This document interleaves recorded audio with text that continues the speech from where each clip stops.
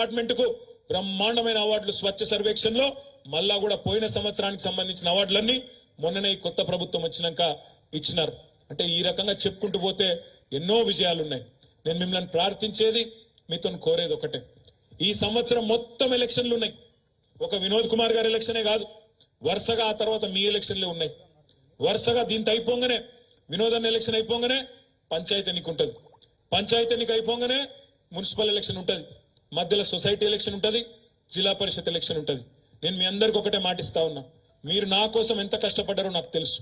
ఒక్కొక్కరు సిరిసిల్లలో కౌన్సిలర్లు కానీ, గ్రామాల్లో సర్పంచ్లు ఎంపీటీసీలు కానీ, జెడ్పీటీసీలు ఎంపీపీలు కానీ, గ్రామ శాఖల అధ్యక్షులు ఏ పదవిలో లేకపోయినా కార్యకర్తగా నాయకుడిగా నా మీద ప్రేమతో, కేసీఆర్ మీద ప్రేమతో, ఈ గులాబీ జెండా మీద ప్రేమతో కష్టపడ్డ వాళ్ళు ఒకరిద్దరు కాదు, వేల మంది మీరు కష్టపడితేనే ఇలా ఇంతమంది మేము 39 మంది ఎమ్మెల్యేలు అయినాం.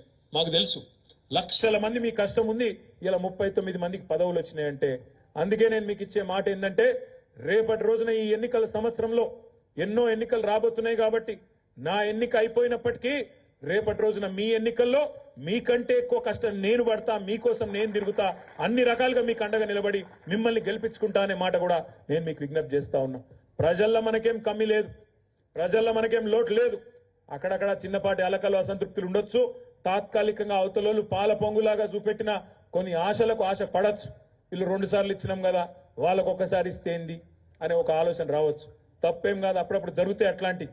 కానీ మనం తప్పకుండా ఈ ప్రభుత్వాన్ని వాళ్ళు ఇచ్చిన ప్రతి హామీ, రైతులకు కానీ, మహిళలకు కానీ, యువకులకు కానీ, ఉద్యోగులకు కానీ, నిరుద్యోగులకు కానీ ఇచ్చిన ప్రతి హామీని నిలబెట్టుకునే దిశగా తప్పకుండా డిమాండ్ చేయాలి.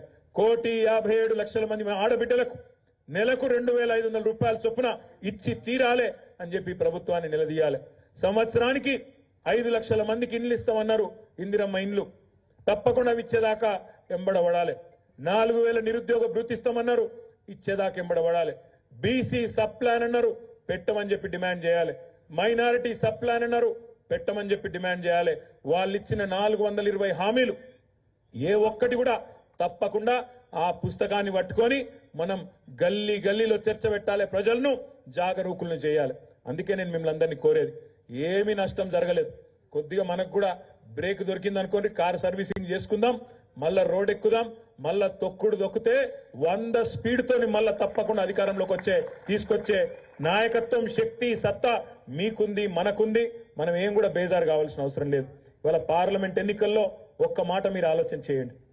ఇవాళ వినోద్ కుమార్ గారు మన అభ్యర్థిగా ఎట్లా పనిచేసినరో, గతంలో ఎంపీగా 2014 నుంచి 19 వరకు మీ కళ్ళ ముంగట్నే ఉంది. గత 10 ఏళ్లుగా కేంద్రంలో మోడీ గారి ప్రభుత్వమే ఉన్నది.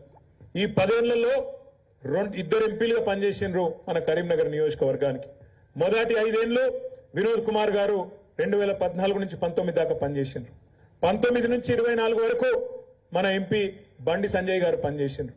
వీళ్ళిద్దరి పనితీరు ఎట్లుందో ఒక్కసారి మీరే బేరీ చేసుకోవాలని చెప్పి నేను కోరుతా ఉన్నా. వినోద్ కుమార్ గారు ఎంపీగా ఉన్నప్పుడు పార్లమెంటులో 110 చర్చల్లో పాల్గొన్నాడు.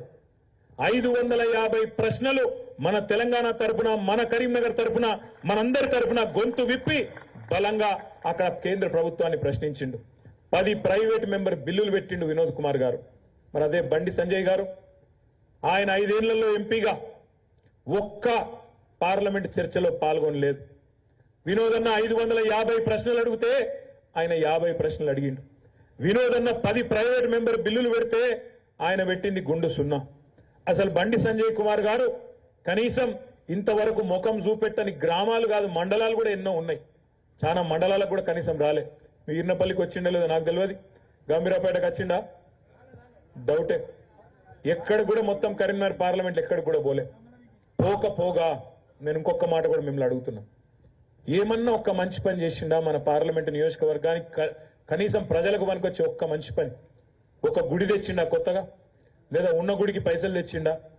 ఎమ్లవాడ రాజన్ ఉంటాడు, ఇక్కడనే కొండగట్టు అంజన్ ఉన్నాడు, ఇల్లందకుంటల రాముల వారు ఉన్నాడు, ఒక్క పైసా తెచ్చిండా వాళ్ళకు? తెల్లారు లేస్తే ఈ రోజు ఏం వారం, ఈ రోజు ఏం దేవుడు అంటాడు. కానీ ఒక్క పైసా నరేంద్ర మోడీ దగ్గర ఇంత పతార ఉంటే, పలుకుబడి ఉంటే ఒక్క పైసా తెచ్చిండా గుడికి? ఏ గుడికి ఒక్క పైసా తేలే. దాంతో పాటు ఒక బడి తెచ్చిండా? పోని నవోదయ పాఠశాలలు ఇవ్వాలి, కొత్త జిల్లాలు ఏర్పడితే మన సిరిసిల్లకు కూడా నవోదయ పాఠశాల ఇచ్చేది ఉండే. ఇచ్చిండా? తెచ్చిండా? తేలే. ఆఖరికి కేసీఆర్ గారు ఆనాడు పార్లమెంట్ సభ్యుడిగా ఉన్నప్పుడు